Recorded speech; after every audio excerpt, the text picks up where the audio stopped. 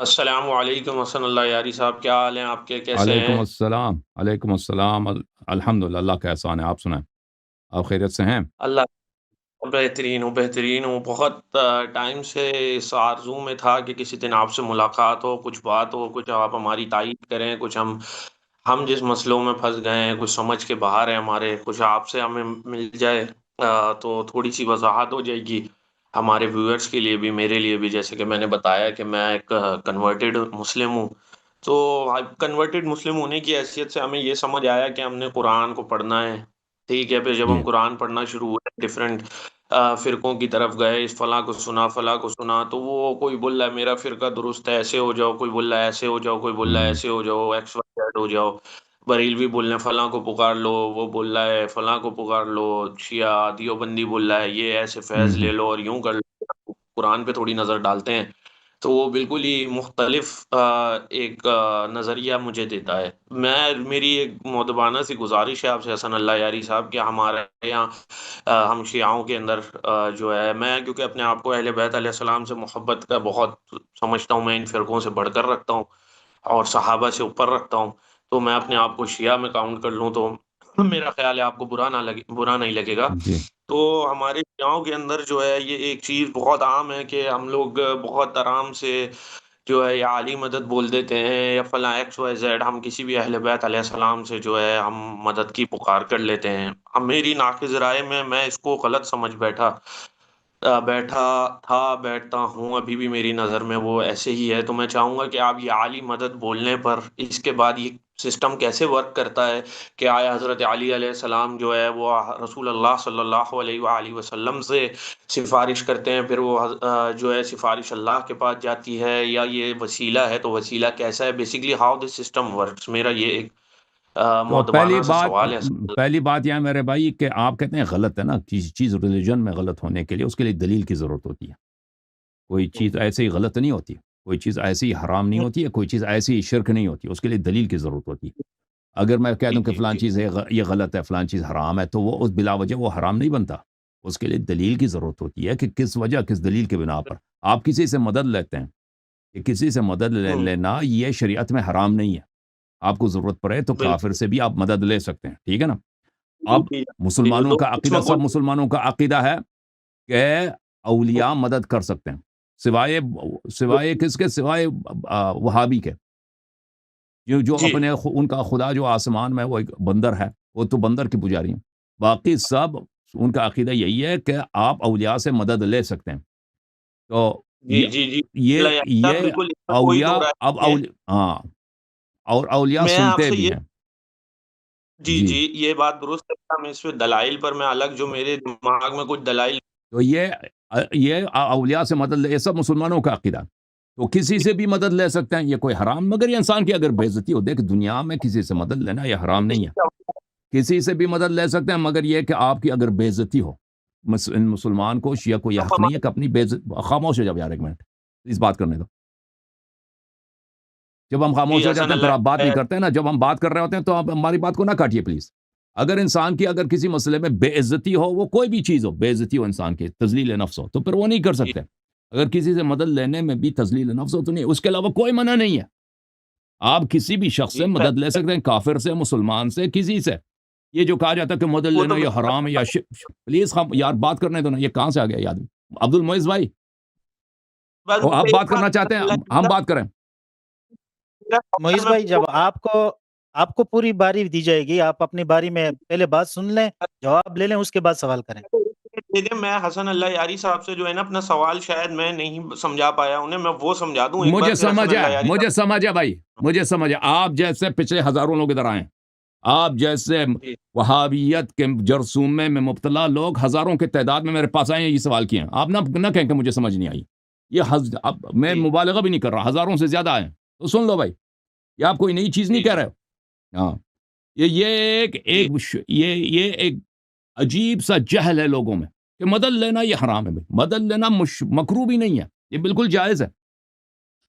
اب ہوں، دیکھیں، بعض وسائل ظاہری ہوتے ہیں، بعض وسائل باطنی ہوتے ہیں، بعض وسائل غیبی ہوتے ہیں، یہ کوئی منع نہیں ہے شریعت میں کہ آپ غیبی وسائل سے مدد نہیں لے سکتے۔ اب یہ کیسے کام کرتا ہے کہ رسول صلی اللہ علیہ وآلہ وسلم سے اسباب کیسے ان سے اطاعت کرتے ہیں ہمیں اس کا نہیں معلوم. آپ کہتے ہیں وہ کیسے کرتے ہیں. یہ اللہ تعالیٰ مثلا آپ کو رزق و روزی کیسے دیتا ہے, مجھے نہیں معلوم اللہ کیسے رزق و روزی دیتا ہے, لیکن اللہ دیتا ہے. اس کی تفصیل کے ہمیں جاننے کی ضرورت نہیں, ہمیں نہیں بتایا گیا.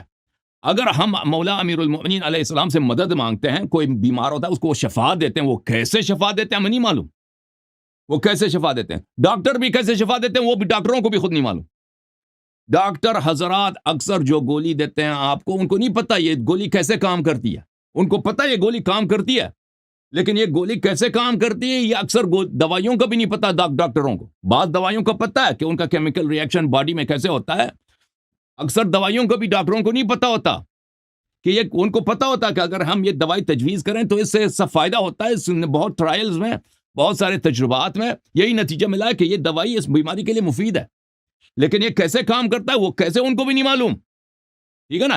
یہ کوئی ضروری نہیں ہے ہمارے لیے جاننا کہ اولیاء کیسے کرامات کرتے ہیں, مردے کو کیسے زندہ کرتے ہیں, بیمار کو کیسے شفا دیتے ہیں, ہمیں وہ نہیں معلوم, لیکن وہ کرتے ہیں. یہ سب مسلمانوں کا عقیدہ ہے. سمجھ میں ہی نا بات آپ کو. جی جی جی. اب میں حسن اللہ یاری صاحب کچھ بولنا پسند کروں, اگر پسند آپ کرو, اجازت دیں تو. پسند جی کرو. اچھا, اب میں کچھ حسن اللہ یاری صاحب ریفرنسز رکھنے جا رہا ہوں, میں وہ کمپلیٹ کر لوں تو پھر یہ ہے کہ آپ جو ہے اپنا کنٹینیو کر ایک سکتے ہیں. ریفرنس دے دو, ایک ریفرنس جو سب سے زیادہ اہم ہے وہ دے دو. نہیں, میں اصل میں بیسیکلی میرے پاس کچھ 2 4 5 ریفرنسز ہیں, تو میں ایک ریفرنس ان میں جو سب سے زیادہ بھاری ہے وہ دے دو, اس کا جواب لے لو, پھر اگلا ریفرنس دے دو. اچھا ایسا کر لیتے ہیں. چلیں میں آپ سے بات کرتا ہوں. ہماری سورہ نمبر 46 آیت نمبر 5 ہے, اور اس شخص سے بڑھ کر گمراہ کون ہوگا جو اللہ کے سوائے احسان کو پکارتا ہے, جو قیامت تک اسے جواب نہیں دے سکتا, بلکہ وہ تو انہیں پکارنے سے ہی بے خبر ہیں. تو اس کا کیا مطلب, اس میں کہاں لکھا ہے کہ آپ رسول سے مدد نہیں لے سکتے. یہ اس میں آیت تم یہ دوبارہ کہوں تو پڑھو, اس آیت کو تم دوبارہ پڑھو اور ہمیں بتاؤ کہ اس کا کیا تعلق ہے. کیا تعلق ہے کہ آپ اس کا اسلام سے, اولیاء سے مدد لینے سے کیا تعلق رکھتا ہے.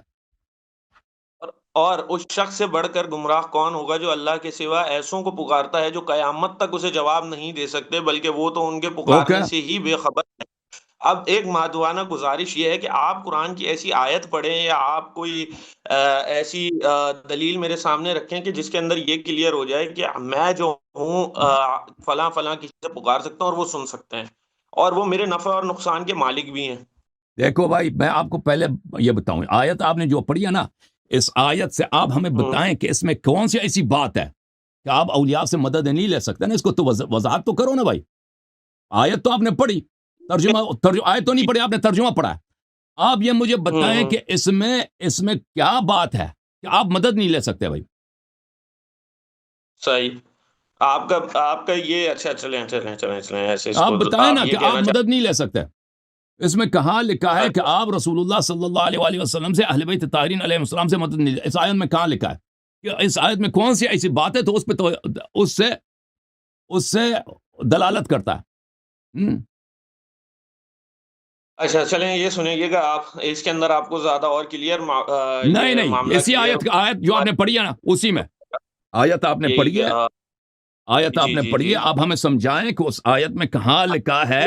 دیکھیں یہ آیت بتوں کے لیے, یہ آیت بتوں کے لیے اور بتوں کی عبادت. سن لو بھائی, سن لو. جی آپ بولیں. یہ آیت بتوں کی عبادت کے لیے. اچھا آپ بتائیں, آپ سمجھائیں ہمیں اس میں کیا لکھا. جی اچھا, میں یہ کہہ رہا ہوں سر, قرآن کی یہ آیت جو ہے بتوں کے لیے ہے. آپ کے اس سے میرے اس سے یہ ڈفرینٹ پروسپیکٹیوز میں اس کو لے سکتا ہوں, اور یہ قرآن کا ہمیں جو ہے وہ ملتا ہے کہ یہ تمام تر آنے والے وقت پر جہاں جہاں امپلائی ہو رہی ہے وہاں کی جا سکتی ہے. میں جب اس کو پڑھتا ہوں ایک فرقے سے تعلق ہی نہ رکھتے ہوئے, تو میں یہ پڑھتا ہوں, اور اس شخص سے بڑھ کر گمراہ کون ہوگا جو اللہ کے سوا ایسوں کو پکارتا ہے جو قیامت تک اسے جواب نہیں دے سکتے. اور ایسی ایک نہیں درجنوں جو ہے ہمارے پاس. یہ ترجمہ آپ نے کس سے لیا ہے, یہ ترجمہ آپ نے کن سے لیا ہے بھائی, یہ ترجمہ کس کی ترجمہ ہے, یہ ترجمہ یہ غلط ہے صاحب کا. آپ ترجمہ کریں, آپ بولیں تو میں آپ کا. اچھی بات ہے. میں دیکھیں, اب سن لو پلیز, اب میری بات بیچ میں نہیں بولنا, ٹھیک ہے نا. اب میں جب بات کر رہا ہوں تو نا میرے بیچ میں نہیں بولنا. دیکھو میرے محترم ناظرین, یہ جماعت وہابیہ کا کھیل ہے. وہاب جماعت وہابیہ کا گیم ہے کہ وہ آیات جن میں یہ ہے کہ اللہ کے علاوہ کسی اور کی عبادت حرام ہے، اس کو یہ ترجمہ کرتے ہیں اللہ کے علاوہ کسی اور کو پکارنے میں، کہ بھئی اگر آپ نے اللہ کے علاوہ کسی اور کو پکارا جو آپ کو سن نہیں سکتا، اوہو آپ مشرک ہو گئے، یعنی آپ اللہ کے علاوہ کسی اور کو پکار ہی نہیں سکتے۔ اگر اللہ کے علاوہ کسی اور کو پکارنا حرام ہوتا تو بھائی نماز ہی حرام ہوتا، کیونکہ نماز میں آپ کا السلام علیکہ ایھا النبی ورحمۃ اللہ، یہ پکار ہے، السلام علیکہ ایھا النبی ورحمۃ اللہ وبرکاتہ، یہ نماز، یہ پکار ہے۔ نبی صلی اللہ علیہ وسلم سے کہتے ہیں نا، نبی صلی اللہ علیہ وسلم شاید ان کے عقیدے کے مطابق سن بھی نہیں سکتے نا، اسی لیے تو یہ آیے پڑھ رہے ہیں، تو نماز ہی شرک ہے، حالانکہ آیے یہ نہیں کہہ رہا، آیے یہ فرما رہا ہے کہ اس شخص سے زیادہ گمراہ کو ہے جو اللہ کے علاوہ اس کی عبادت کر رہا ہوتا ہے، جو اس کی عبادت کو وہ کبھی نہیں سن سکتا، اور یہ روز قیامت تک ان کی عبادت سے وہ غافل ہے، بے خبر ہے۔ آیے یہ کہہ رہا ہے، وہابی اس کا کیا ترجمہ کرتے ہیں؟ کہتے ہیں پکارنا حرام ہے۔ اور بھائی یہ آپ کی غلط فہمی ہے، پکارنا حرام نہیں ہے، آپ کافر کو بھی پکار سکتے ہیں، مسلمان کو بھی پکار سکتے ہیں، ایسے شخص کو پکار سکتے ہیں جو آپ کو سن ہی نہیں سکتا۔ کوئی ایسے شخص کو میں پکاروں جو مجھے سن نہیں سکتا، ٹھیک ہے نا، یہ شریعت میں حرام نہیں ہے، مکروہ بھی نہیں ہے، یہ بالکل جائز ہے۔ اگر ایک شخص ہے مجھے سن نہیں سکتا، بھائی وہ بہرے ہیں، مجھے پتہ بھی ہے کہ وہ بہرا، میں اس کو پکارتا ہوں فلانی ادھر آ جاؤ، زیادہ سے زیادہ میں نے ایک فضول کام انجام دیا، یہ نہ حرام ہے، نہ قرآن میں، نہ سنت، کہیں بھی حرام نہیں ہے۔ یا اگر میرا عقیدہ ہے کہ فلان شخص سن سکتا ہے لیکن وہ سن نہیں سکتا، اس کو پکارنا یہ حرام نہیں ہے۔ ملاحظہ کریں جس آیت کی اس نے تلاوت کی ہے، یہ بالکل مشرکین کے لیے، اہل شرک کے لیے۔ میں آپ کو دکھاؤں، میں بولوں اور میں عبد المعز خاموش، عبد المعز خاموش، میں بات کر رہا ہوں۔ یہ ملاحظہ کریں محترم ناظرین، آیہ یہ ہے سورہ احقاف میں، یہ قل ارأیتم ما تدعون من دون اللہ، سورہ احقاف میں کہ قل ارأیتم، اے حبیب صلی اللہ علیہ وآلہ وسلم کہہ دیجئے، ارأیتم، کیا آپ لوگوں نے دیکھا ہے، یعنی مشرکین سے خطاب ہے، ما تدعون من دون اللہ، جن کو تم عبادت کرتے ہو اللہ کی جگہ، جن کی تم عبادت کر رہے ہوتے ہو اللہ کی جگہ، یعنی وہ بتوں کی، ستاروں وغیرہ کی عبادت کرتے اللہ کی جگہ، ماذا خلقوا من الارض، انہوں نے زمین میں زمین کی کس چیز کو انہوں نے خلق کیا، وہ خالق ہیں وہ، ام لہم شرک فی السماوات، یا آسمانوں میں ان کا وہاں پہ بھی وہ شریک ہے، وہاں پہ بھی وہ خدا، ہمیں دکھاؤ بھائی تمہارے بتوں نے کیا کارنامے انجام دیے۔ تو پتہ یہ چلا بات کن سے ہو رہی ہے، بات مشرکین سے ہو رہی ہے، جو اللہ کے علاوہ دوسرے خداؤں کی وہ کیا کرتے تھے، پوجا کرتے تھے۔ اچھا، ایتونی بکتاب من قبل ھذا اثارۃ من علم ان کنتم صادقین، اس مسئلے پر ہمارے لیے کوئی کتاب لے کے آؤ، اور یا علم کا کوئی اثر، علم کا کوئی نشانی لے کے آؤ کہ آپ کے خدا انہوں نے خلق بھی کیا ہے یا آسمانوں میں ان کا شرک بھی ہے۔ وَمَنْ أَذَلُّ مِمَّنْ يَدْعُو مِن دُونِ اللَّهِ، اور کون زیادہ گمراہ، ادھر دیکھو عبد المعز، میں آپ کے لیے پڑھ رہا ہوں بھائی، یہ آیت آپ کو غلط ترجمہ کرایا گیا، ابھی میں ثابت کرتا ہوں یہ وہابیوں کا ترجمہ غلط ہے کہ پکارنا حرام ہے۔ وَمَنْ أَذَلُّ مِمَّنْ يَدْعُو مِن دُونِ اللَّهِ، اور کون گمراہ تر ہے اس شخص سے زیادہ گمراہ کون ہے جو اللہ کے علاوہ دوسرے کی عبادت کر رہا ہے۔ یدعو کا مطلب پکارنا نہیں، یدعو کا مطلب ہے عبادت کرنا۔ من لا یستجیب له، وہ اس خدا کی عبادت کر رہا ہے جو اس کی اجابت نہیں کر رہا، الی قیامت تک، الی یوم القیامہ، وہم عن دعائہم غافلون، اور یہ ان کے رب ان کی عبادت سے غافل ہیں۔ اچھا، اب جو میں آپ کو بتاؤں کہ یہ ترجمہ غلط ہے کہ پکارنا حرام ہو، عبادت کرنا حرام ہے اللہ کے علاوہ کسی اور کی۔ اچھا، یہ دلائل دیکھو، یہ تفسیر طبری ہے، جامع البیان عن تأویل آیات القرآن، ابن جریر طبری کے خود ابن تیمیہ کہتا ہے کہ یہ عالم اسلام میں سے اس سے بڑھ کر کوئی تفسیر ہے نہیں۔ ابن جریر طبری کی تفسیر جزء الحادی والعشرون، چھاپ دار ابن حجر 2001 میں چھپی ہے، ملاحظہ کریں سورہ احقاف کی ہے، کیا ہے۔ اچھا، سورہ احقاف کی وہی آیت، قل ارأیتم ما تدعون من دون اللہ ارونی ماذا خلقوا من الارض، اسی آیت کے ذیل میں کہتا ہے دیکھو، قل یا محمد لہؤلاء المشرکین باللہ من قومک، اے محمد صلی اللہ علیہ وآلہ وسلم ان مشرکین سے جو اللہ سے شرک کرتے ہیں، دوسرے ربوں کی عبادت کر رہے ہوتے ہیں، ان سے کہہ دیجئے، ارأیتم ایھا القوم الآلہۃ والاوثان التي تعبدون من دون اللہ، آلہہ ان خداؤں کو اور ان بتوں کو جن کی تم عبادت کر رہے ہو اللہ کی جگہ، ارونی ای شیء خلقوا من الارض، مجھے دکھاؤ کہ انہوں نے زمین میں کس چیز کی خلقت کیا. واضح طور پر تدعونک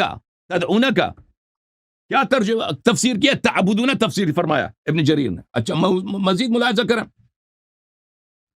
یہ الجامع لاحکام القرآن اس کیا قرطبی کیا جزء 16، یہاں پر یہ بھی صفحہ نمبر 189 میں قل ارأیتم ما تدعون من دون اللہ ای ما تعبدون من الاصنام، انہوں نے یہی ترجمہ فرمایا.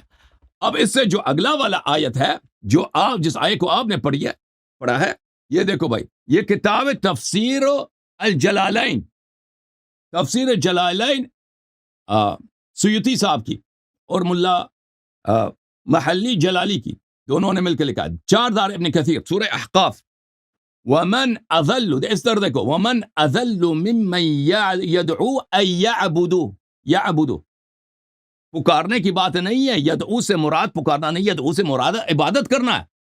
جو عبادت کرے من دون اللہ، اللہ کی جگہ کسی اور کو. ملاحظہ کریں، یہ تفسیر ہے، تفسیر المراغی، احمد مصطفیٰ المراغی، جزء 26. یہاں پہ ملاحظہ کریں، اسی آیت کے شرح میں فرماتے ہیں سورہ احقاف تفسیر المراغی، ومن اضل ممن يدعو من دون اللہ من لا يستجیب له ای لا اضل ممن يعبد من دون اللہ اصناما ويتخذهم آلہہ. اس نے بھی یدعو کو یعبدو، یہ ایک عام سی چیز ہے قرآن مجید میں کہ یدعو کس معنوں میں آتا ہے؟ یعبدو کے معنوں میں آتا ہے. وہابی اس کو کس معنوں میں ترجمہ کرتے ہیں؟ پکارنے کے معنوں میں. تو پھر پکارنا ہی شرک ہو جاتا ہے نا، پھر پکارنا ہی شرک ہو جاتا ہے. باپ کو بلاؤ شرک ہو گیا، ماں کو بلاؤ شرک ہو گیا، سب پکارنا. نماز ہی شرک ہے، کیونکہ نماز ہی میں پکارتے ہو السلام علیکہ ایھا النبی ورحمۃ اللہ وبرکاتہ. سمجھ میں آئی نا؟ وہ چیز جو شرک ہے، اللہ کے علاوہ کسی اور کی عبادت کرنا شرک ہے. اگر کسی وسیلے سے آپ مدد مانگتے ہیں، چاہے وہ وسیلہ دانی ہو یا وسیلہ عالی ہو، چاہے وسیلہ ظاہری ہو یا وسیلہ غیبی ہو، اس کو پکارنے سے کوئی شرک مشرک نہیں بنتا. ہاں اگر اس کی عبادت کریں تو مشرک بن جاتے ہیں. سمجھ آئی نہیں آئی پتہ نہیں. اب بات بہت واضح ہے، دلائل بہت روشن ہے. اب اگر سمجھ نہیں آئی ہے تو میرا کیا قصور ہے؟ اچھا، میں حسن اللہ یاری صاحب، اگر آپ مجھے اجازت دیں تو میں کچھ بولوں، بولیں. اور میں امید رکھتا ہوں کہ اب جب میں بولوں گا تو آپ تھوڑی دیر خاموش رہیں گے، مجھے بولنے دیں گے. تو بولیں گے نہیں بولیں گے بھائی؟ نہیں، میں آپ کا جواب کا ویٹ کر رہا تھا. بولیں آپ بولیں. تو میں نے بولا کہ بولو، پھر کہتے ہیں بولو. میرے پاس نہیں ہے، وہ آواز نہیں آئی. اچھا، میں کچھ وہ پیش کرنا چاہتا ہوں ہماری آڈینس کے لیے. سورہ فاطر سے شروع کروں گا، آیت نمبر اس کی 14. اور اس کا پہلے جواب دے دو. نہیں، اس طرح نہیں چلے گا، اس طرح نہیں چلے گا. آپ نے ایک آیت پڑھی ہے، میں نے جواب دیا، پہلے اس کا جواب دے دو نا. یا اعتراف کرو کہ وہابیوں نے غلط ترجمہ کیا، آپ لوگوں کا، آپ کا ترجمہ غلط ہے. پہلے اس کا جواب دے، اس طرح نہیں کہ پھر اگلا آیت. اس آیت کا پہلے جواب دے دو، یا اس سے توبہ کر لو، کہہ دو کہ بھائی اس آیت میں پکارنا، کسی کو پکارنا وہ شرک نہیں ہے، کسی دوسرے کی عبادت کرنا اللہ وہ شرک ہے. یہ کہہ دو یا یہ تو جواب دے دو. ہاں ایسے ہی نکل جاتا ہے، آگے نکل جاؤں گا. سنیے گا، ٹھیک ہے؟ اب آپ میری بات یہ سنیے گا. اب آپ کی ترجمے کے مطابق یا آپ کی تفسیر کے مطابق یہ میرے تفسیر کے مطابق نہیں، تمہارے تفسیر کے مطابق. تمہارے اکابر علماء، قرطبی، ابن جریر طبری، شعراوی، ان کا وہ نہ کہو کہ شیعوں کا تفسیر میں نے دکھایا. میں نے شیعوں کی تفسیر نہیں دکھایا، میں نے تمہارے فرقے کے اکابر کون سے پڑھ کر، کوئی مفسر ہے نہیں، ان کے تفاسیر دکھائے. صحیح. اچھا، اب یہ بات یہ آپ نے اپنے سے یہ سوچ لیا کہ میں کوئی وہابیت کی آپ سے بات کرنے آیا ہوں یا میرا عقیدہ کوئی وہابی ہے. جب میں نے ایک جنرل ریویو بھی لوگوں سے کیا تو جو نئے قرآن پڑھتے ہیں انہیں یہ سمجھ آتا ہے، اور مجھے تو یہ یہ سمجھ بھائی نہیں آ رہا ہے. یہ آپ دیکھو، پاکستان میں 99% افراد جو کہتے ہیں نا کہ غیر اللہ سے مدد لینا یہ شرک ہے، یہ سب کے ساتھ وہابیت کے گیت گا رہے ہوتے ہیں. حالانکہ وہ خود بھی نہیں کہے گا کہ میں وہابی ہوں، لیکن یہ سب ابن تیمیہ کے افکار ہیں، ابن تیمیہ کے عقائد ہیں. ابن تیمیہ سے پہلے کسی نے نہیں بولا کہ غیر اللہ سے مدد لینا شرک ہے. یہ صرف ابن تیمیہ کا جرثومہ ہے، ابن تیمیہ کا وائرس ہے جو لوگوں کو لگی ہے، لوگوں کو خود پتہ بھی نہیں ہے کہ کس کی وائرس ان کو لگی ہے۔ اچھا آپ دیکھیں اسد اللہ یاری صاحب، بات یہ ہے کہ میری ناقص رائے میں قرآن پڑھنے کے بعد میری ناقص رائے میں ہم مزید دلیل پہ تو جا نہیں رہے، کیونکہ آپ بول رہے ہیں اسی کا جواب دے دو، تو میں اس میں آپ کو یہ بتا دوں کہ عبادت کرنا اور کسی سے دعا مانگنے میں، جب ہم عبادت کرتے ہیں، آپ اس عبادت کو اگر نماز کے زمرے میں لیتے ہو یا کسی بھی زمرے میں لیتے ہو، تو اس کے اندر آپ اللہ سے کو پکار ہی رہے ہوتے ہو نا، آپ اللہ کو پکارتے ہو، یا آپ نماز پڑھتے ہوئے بولتے ہو یا علی مدد، ایاک نعبد و ایاک نستعین پڑھتے ہو، یا آپ بولتے ہو یا علی مدد۔ تو یہ جو آپ اس کو ڈفرینشیٹ کر رہے ہیں کہ یہ نہیں، یہ دعا الگ ہو گئی ہے، یہ پکارنا الگ ہو گیا ہے، یہ نماز الگ، عبادت اللہ کو پکارنا، اس سے مدد طلب کرنا، اور جہاں دیکھیں بات ہے ابھی میں کہ فرق بتاتا ہوں، میں فرق بہت واضح ہے، اب سن لو۔ جی جی ہر مدد ہوں پکارنا عبادت نہیں ہے، ہر مدد ہوں پکارنا، دیکھو آپ مدد پکارتے ہو، بہت سارے لوگوں سے مدد پکارتے ہو، مدد پکارتے ہو اپنے والدین سے، اللہ سے بھی ہوں مدد پکارتے ہو، ٹھیک ہے نا؟ اگر والدین سے آپ نے مدد لیا، ادب کے ساتھ بھی ان سے پکارتے کہ وہ میری مدد کرو، میری ہیلپ کرو، گریہ گزاری و بکا کرتے ہو کہ میری مدد کرو۔ اللہ کے سامنے بھی شاید اتنی گریہ گزاری و بکا نہیں کریں گے جو ایک والد کے سامنے یا کسی سیٹ کے سامنے کریں گے، لیکن وہ اس سے سیٹ کی عبادت نہیں ہوتی، والدین کی عبادت نہیں ہوتی، یہ مترادف نہیں ہے کہ مدد لینا اور عبادت کرنا یہ ایک ہی چیز ہے۔ دیکھیں اللہ تعالیٰ کے سے آپ مدد نہ بھی مانگیں، اس کی عبادت ہو جاتی ہے، آپ سجدہ کریں، آپ رکوع کریں، آپ تسبیح کریں، آپ اللہ کا مدح بیان، یہ اللہ تعالیٰ کی عبادت ہے، ٹھیک ہے نا؟ وہ بیان نہ بھی کریں، اس کی عبادت ہے۔ اہل بیت طاہرین علیہ الصلوۃ والسلام سے مدد مانگے بھی تو ان کی عبادت نہیں ہے۔ فرق کیا؟ فرق یہ ہے کہ آپ کے دل یہ نیت پہ منحصر ہے۔ اگر آپ کسی بھی فرد کو ان کو خدا کہہ کر، معبود سمجھ کر اس کی تعریف کریں، اس کے سامنے سر جھکائیں، یہ اس کی عبادت ہے، اس کے لیے عبادت ہے۔ لیکن اگر کسی فرد کو آپ یا اس سے مدد مانگے یا اس کی تعریف کریں یا اس کی مدح و اوصاف بیان کریں، چاہے وہ واقعی رب ہے یا واقعی رب نہیں ہے، اگر اس کو رب سمجھ کر، اس کو خدا سمجھ کر، اس کو معبود سمجھ کر، لائق عبادت سمجھ کر آپ اس کے سامنے مدد مانگیں گے یا اس کی تعریف، یا اس کی عبادت ہوگی۔ اس کے سامنے الفاظ بھی ادا نہ کریں، سر جھکائیں، یہ عبادت ہے۔ لیکن اگر آپ کسی عظیم شخصیت کے سامنے اس کی مدح بیان کریں، اس کی عظمت بیان کریں یا اس سے مدد مانگیں، لیکن اس نیت کے ساتھ نہیں کہ وہ تیرا رب ہے، اس نیت کے ساتھ کہ وہ اللہ کی جانب سے اللہ نے اس کو عظمت دی ہے، یہ اس کی عبادت نہیں ہے۔ سمجھ میں آئی نا؟ کہ آپ کہتے ہیں کہ تو اللہ سے بھی مدد مانگتے ہیں، وہ بھی دعا ہے، نبی صلی اللہ علیہ وسلم سے مدد مانگ، یہ بھی دعا ہے، اور یار خاموش، تو آپ نہیں سمجھ رہے، لوگ سمجھ رہے ہیں، یہ بھی دعا ہے، دونوں تو ایک، دونوں عبادت نہیں، اس میں بڑا فرق ہے۔ دیکھیں مدح بیان کرتے ہیں اللہ کی، مدح بیان کرتے ہیں رسول صلی اللہ علیہ وسلم کی۔ جب مدح اللہ کی بیان کرتے ہیں وہ ہوتا ہے عبادت، جب رسول صلی اللہ علیہ وسلم کی مدح و تعریف کرتے ہیں وہ عبادت نہیں، وجہ وہ دونوں تعریف ہے۔ فرق کیا؟ فرق یہ ہے کہ ایک میں ہماری نیت یہ ہوتی ہے کہ وہ میرا خالق ہے، میرا رب ہے، دوسرے میں ہم اس نیت سے ہم نہیں کرتے، دوسرے میں ہم اس نیت سے کرتے ہیں کہ وہ میرا رسول ہے۔ اسی طرح جب ہم مدد کے لیے پکارتے ہیں، اللہ سے مدد مانگو تو اس نیت کے ساتھ ہوتی ہے کہ وہ میرا خالق ہے، وہ میرا بنانے والا ہے، وہ خالق ہستی ہے، وہ عبادت کے لائق، تو وہ ہو جاتی ہے عبادت۔ رسول صلی اللہ علیہ وسلم سے مدد مانگتے ہیں تو اس لیے کہ وہ اللہ کا ایک بندہ ہے جس کو اللہ تعالیٰ نے یہ طاقت دی ہے کہ وہ اعجاز کرے، کرامت کرے، مشکل کو حل کرے، اس لیے وہ عبادت نہیں ہے۔ اچھا اب حسن اللہ یاری صاحب، میرا سوال پھر وہیں پر ہے، اب آپ میرے اور ویورز کے لیے ایک چیز کا جواب دے دیں تاکہ میرے بھی ایک جو ہے مسئلہ درست ہو جائے، کہ قرآن کی کوئی ایک آیت پڑھیں جس میں اللہ تعالیٰ نے یہ بتایا ہو آپ کہ میں نے جو ہے آپ پہ لازم ہے نا، وہ الٹا پہ نہ ڈالیں، الٹا پہ نہ ڈالیں بھائی۔ ایک چیز دیکھیں، ایک نہیں، خاموش عبد المعز صاحب، آپ کہتے ہیں مانگنا ہی شرک ہے، وہ آپ کا فریضہ ہے کہ آپ ثابت کریں کہ مانگنا شرک ہے۔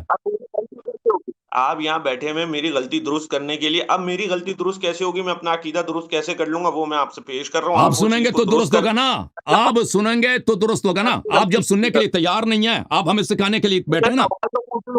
سوال ایک منٹ خاموش، سن لو، آپ ادھر آئے نا، آپ سب وہابیوں کا یہی کام ہے، کہتے ہیں یہ شرک ہے، دلیل ہے کوئی نہیں ہے۔ آپ نے جو آیت لایا ہے کہ سننے، آپ نے دلیل پڑھی ہے نا، آپ نے کہا کہ آپ کے پاس جو سب سے بڑا دلیل ہے یہ آدمی سننے کے لیے وہ تیار نہیں ہے بھائی، یہ آدمی میری بات کاٹ رہا ہے، خاموش ہو جاؤ یار عبد المعز۔ آپ کا کام ہے، آپ نے ادھر آتے ہی آپ نے کہہ دیا غیر اللہ سے مدد لینے کو میں غلط سمجھتا ہوں، غیر اللہ کو مدد لینے سے میں شرک سمجھتا ہوں۔ آپ نے کہا کہ بھائی آپ کے پاس جو سب سے بڑا دلیل ہے وہ دے دو۔ آپ نے کہا میں 5-6 پڑھوں گا، میں نے کہا ایک جو سب سے بڑا ہے اسی کو پڑھو، پھر اس کے جواب لے لو۔ آپ نے جو آیت پڑھی ہے اس میں ایسی کوئی بات ہی نہیں ہے کہ آپ غیر اللہ سے مدد نہیں لے سکتے، اس میں یہ کہ آپ غیر اللہ کی عبادت نہیں کر سکتے، وہ بھی میرے تفسیر کے مطابق نہیں ہے، آپ کے اپنے اکابر فرقے کے اکابر کے، جس کو خود ابن تیمیہ اس کے سامنے بچہ بھی نہیں، ان کے اپنے تفسیر کے مطابق آپ کہہ رہے ہیں نا کہ غلط ہے، اپنا سر لا رہے ہیں کہ ایسا نہیں ہے، تو آپ بیان کرو کہ کیوں ایسا نہیں ہے۔ اچھا اب آپ چپ رہیے گا، میری سنیے گا، میں یہ بول رہا ہوں کہ آپ نے بول دیا کہ وہ ایسا نہیں ہے، وہ ایسا نہیں ہے، وہ آپ بات کو کر رہے ہیں خلط ملط۔ آپ ایک آیت آپ نے یہ بولا کہ اللہ تعالیٰ نے کسی کو یہ پاور دے دی ہے کہ وہ فلاں یہ مسئلہ حل کر دے، وہ یوں کر دے، وہ یوں کر دے، تو اب وہ قرآن کی آیت پڑھے نا جس میں اللہ تعالیٰ نے حضرت علی کو یہ یا کسی فلاں اولیاء کو یہ طاقت دے دی کہ بھائی جب تجھے پکارے، جب تو مر جائے قبر کے اندر ہو، جب یہ تمہیں پکارے تو تم نے فٹافٹ سن کے جو ہے رسپونڈ کرنا ہے اور مسئلہ حل کرنا ہے۔ آپ قرآن کی آیت پڑھو، میں کیونکہ جب قرآن کی تک یہ آیت پڑھتا ہوں، میں قرآن کی آیت پڑھتا ہوں، قرآن کی آیت پڑھتا ہوں۔ اب اس کے جواب تو لے لینا معیز بھائی، آپ نے ایک ڈیمانڈ کی، آپ وہ ڈیمانڈ پہ جواب لے لیں۔ قرآن کی آیت دیکھو، اعوذ باللہ من الشیطان الرجیم، حضرت یعقوب علیہ السلام اندھے بنے، گریا کیا یوسف کی فراق میں کہ وہ اندھے بنے۔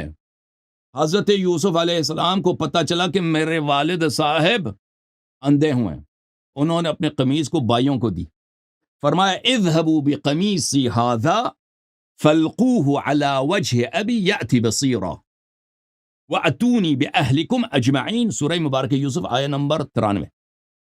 میرے اس قمیض کو لے کے جاؤ، ایک قمیض کو لے کے جاؤ اور اس کو میرے والد صاحب کے چہرے پہ ڈال دو، فَالْقُوهُ عَلَى وَجْهِ أَبِي، اس کو میرے والد کے چہرے پہ ڈال دو،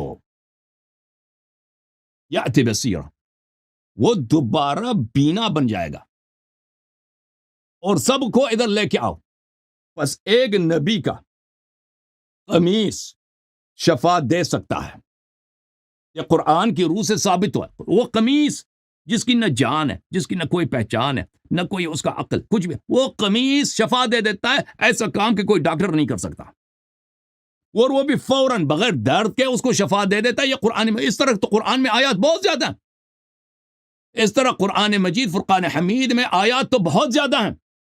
تو اگر یوسف کا قمیص یہ دے سکتا ہے، وہ جو یوسف کا امام ہے وہ اس سے آگے بہت کچھ کر سکتا ہے، سمجھ میں ہے نا؟ اب بولوں میں ایسا نہیں لے یاری صاحب، پھر بات وہی ہے، آپ نے سوال پورا نہیں نہ، قبر میں گئے ہوئے کی بات ہو رہی ہے، یوسف علیہ السلام قبر میں گئے تھے نہیں گئے تھے، اللہ آپ نے قرآن کی ایسی آیت کی تلاوت کرنی ہے کہ کوئی قبر میں چلا جائے مجھے یہ پھر وہ بتاؤ، اللہ کو پکارنے والا، تو بہت فرق ہے۔ ابھی میری ماں یہاں سامنے موجود ہے، روٹی مانگ سکتا ہوں، میری ماں دوسرے گھر میں، یہاں سے میں بولتا رہوں اس کو آواز نہیں جائے گی، اللہ کی ہے یہ صفت، اللہ کی یعنی ہے کہ آپ وہ جو کہتے ہے ہیں کہ انبیاء، سامنے دیکھو سن لو اب سن لو، بس ایک قمیص شفا دے سکتا ہے۔ یہ شخص کہہ رہا ہے کہ یہ اس دنیا کی قمیص ہے، یعنی نبی صلی اللہ علیہ وسلم جو قبر میں لیٹے نا، یوسف کا قمیص ہمارے نبی سے افضل ہے، یہی عقیدہ ہے کہ یعنی مرنے کے بعد فنش، مرنے کے بعد نبی کریم صلی اللہ علیہ وسلم کچھ نہیں کر سکتا۔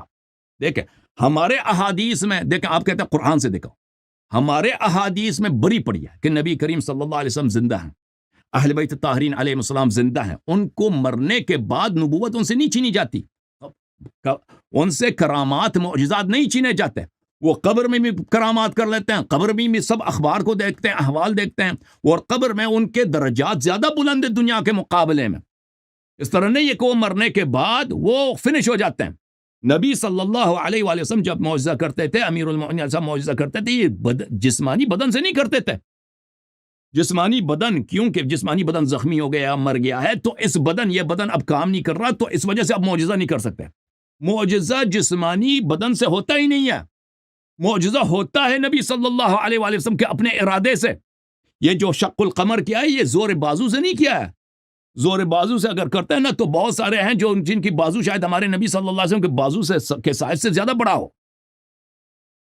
فزیکل پاور میں بہت سارے دنیا وہ بھی کر لیتے ہیں۔ نبی صلی اللہ علیہ وسلم نے جو شق القمر کیا وہ اپنے ارادے سے فرمایا ہے، اور اس کا بدن سے کوئی تعلق نہیں ہے، اس دنیا کی دنیا میں ہے یا وہ نہیں ہے۔ سمجھ میں آئی نا بات آپ کو؟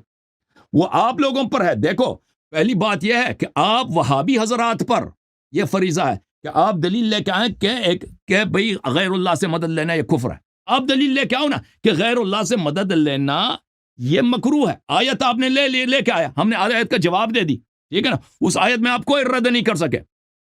اب آپ کیا کہتے ہیں کہ بھئی دنیا میں کر سکتا, آخرت مرنے کے بعد نہیں کر سکتا. یہ کہاں پہ لکھا ہے؟